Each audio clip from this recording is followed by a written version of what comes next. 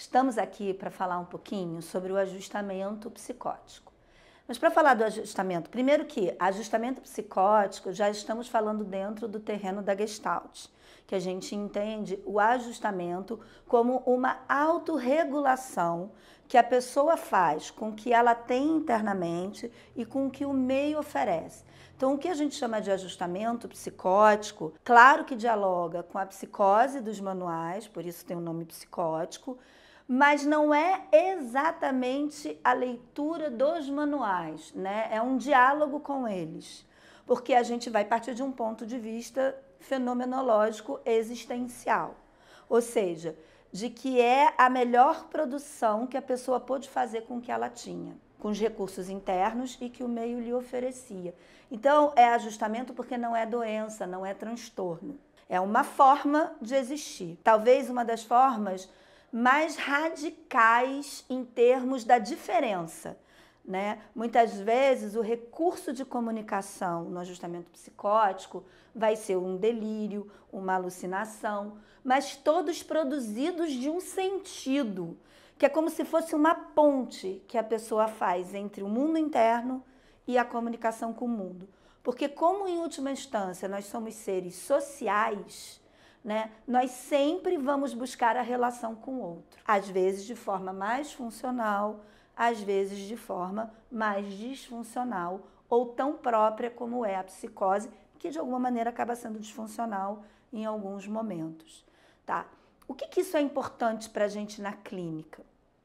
Primeiro, porque o nosso cuidado, né, com o sofrimento da pessoa que tenha um diagnóstico de psicose, ou que seja do ajustamento psicótico, é que a gente vai estar mais preocupado em entender o sentido que ela dá às palavras, aos delírios, às alucinações. Quais são aquelas produções que querem comunicar o que sobre aquela pessoa? Então, muitas vezes, a preocupação não vai ser com a remissão do sintoma. Eu vou dar alta para o meu paciente porque ele parou de delirar. Não. Eu vou dar alta para o meu paciente porque, apesar do delírio, ele conseguiu um mecanismo em que, mesmo com a construção delirante, ele consegue ampliar as redes de contato. Consegue trabalhar, consegue namorar, consegue ter amigos. E tem lá o foco dele, delirante, que ele consegue dialogar. Tem um filme muito bom, que é o Mentes Brilhantes, que eu costumo usar nas minhas aulas, inclusive, em que o professor de matemática, num determinado momento, ele se dá conta de que eram alucinações, porque ele percebe que a menina não crescia mais, estou dando spoiler mesmo, que a menina não crescia mais, e aí aquelas alucinações não deixaram de existir, mas a forma como ele lidou com essas alucinações mudou totalmente. E ele seguiu a carreira, ele foi um grande matemático, uma pessoa renomada na Inglaterra. Eu tenho outros exemplos na minha própria clínica, né, de pessoas que conseguiram ajustar, né, e conseguiram viver. Outras até deixaram de delirar. Pode acontecer também.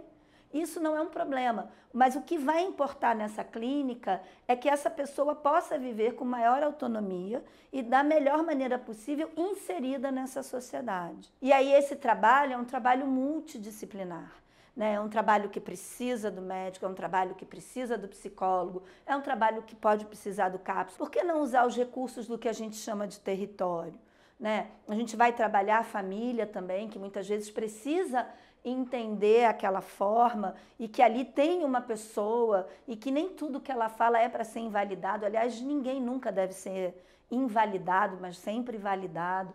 Então, é um trabalho que a gente vai trabalhar com a noção de campo da Gestalt da maneira mais ampla possível, né? E, às vezes, trazer um amigo que a pessoa gosta pode ser um elemento importante nessa clínica e nesse tratamento e nessa ampliação de vida, de contato, né? Os experimentos. Às vezes, experimentar uma clínica na rua, por que não? Né? Eu já tive um acompanhamento de consultório que o trabalho foi ir ao mercado, comprar coisas no mercado para fazer uma comida para a mãe. E isso mudava toda a posição daquela pessoa em relação ao campo familiar dela. Uma coisa que eu acho importante dizer é que assim, você também pode, se você pega os manuais, a psicose, né, o que é dito como transtornos psicóticos, não necessariamente tem delírio e alucinação. Você pode ter delírio e alucinação, inclusive, em outros quadros, tá? Não são eles que definem a psicose, né? Para os próprios manuais.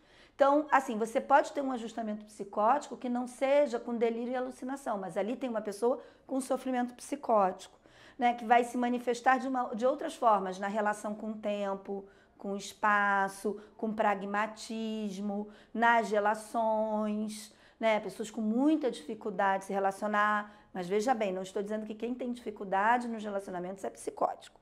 Que a gente tem que tomar cuidado com essas coisas quando a gente está falando assim num canal do YouTube. Mas o que eu acho importante para saber é que, assim, mesmo um ajustamento psicótico, a pessoa pode e deve estar na vida. E a gente sempre vai lutar para isso. E sempre lutar pela autonomia, né? Porque a melhor coisa que um ser humano pode ter é a sua autonomia. Eu poderia desdobrar aqui vários elementos da clínica propriamente dita, né? Os experimentos, que formas de trabalho, mas isso a gente pode ir desenvolvendo em outros momentos, tá bom? Eu queria deixar essa ideia para vocês. Um grande beijo.